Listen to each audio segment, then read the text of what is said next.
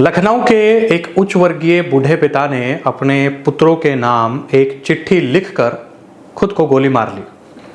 चिट्ठी क्यों लिखी और उसमें क्या लिखा, ये जानने से पहले संक्षेप में चिट्ठी लिखने की पृष्ठभूमि जान लेनी बड़ी ज़रूरी है। पिता जिन्होंने चिट्ठी लिख के खुद को गोली से उड़ाया, वो सेना में कर्नल के पद से रिटायर हुए थे। वे लखनऊ के एक पॉश कॉलोनी में अपने पत्नी के साथ रहा करते थे।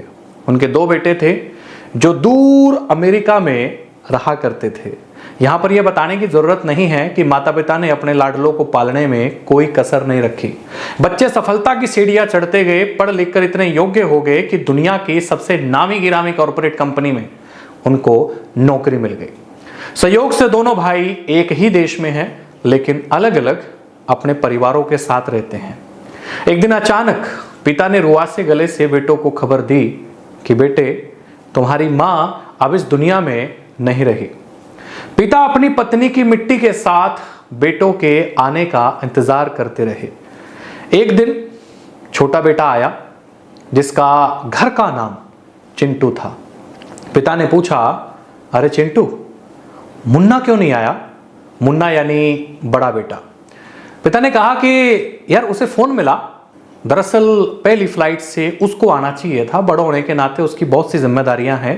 धर्म के अनुसार बड़े बेटे को ही आना चाहिए, ये जिद उस फौजी ने पकड़ ली थी। छोटे बेटे के मुंह से एक सच निकल पड़ा। उसने पिता से कहा कि मुन्ना भैया ने कहा है पिता कि माँ की मौत में तुम चले जाओ, जब पिताजी मरेंगे तो मैं चला जाऊंगा। कर्नल साहब ये सुन के कमरे के अंदर गए, खुद को कई बार संभाला, फिर चंद पंक्तियों का एक पत्र लिखा जो कुछ इस प्रकार था कि प्रिय बेटो, मैंने और तुम्हारी मां ने बहुत सारे अरमानों के साथ तुम लोगों को पाला पोसा, दुनिया के सारे सुख दिए, देश दुनिया के बेहतरीन जगहों पर शिक्षा दी।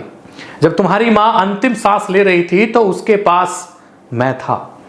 वह मरते समय तुम दोनों का चेहरा एक बार देखना चाहती थी। वह तुम दोनों को बाहों में भर के चूमना चाहती थी, क्योंकि तुम लोग आज भी उसके लिए वही मासूम चिंटू और मुन्ना थे। उसकी मौत के बाद उसकी लाश के पास तुम लोगों का इंतजार करने के लिए सिर्फ मैं था।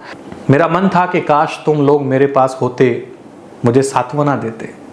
मैं तुम्हारा इंतजार करता रहा, लेकिन तुम में से कोई नहीं आया। और सबसे बड़ी बात यह है कि मैं नहीं चाहता कि मेरी लाश निपटाने के लिए तुम्हारे बड़े भाई को आना पड़े। इसलिए सबसे अच्छा यह है कि अपनी मां के साथ साथ मुझे भी निपटा कर ही जाओ।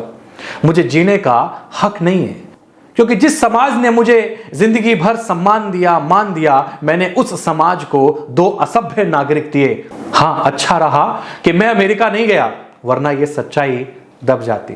कर्नल साहब ने चिट्ठी में आगे लिखा कि मेरी अंतिम इच्छा है मेरे मेडल तथा फोटो बटालियन को लौटाए जाए तथा घर का पैसा नौकरों में बांटा जाए।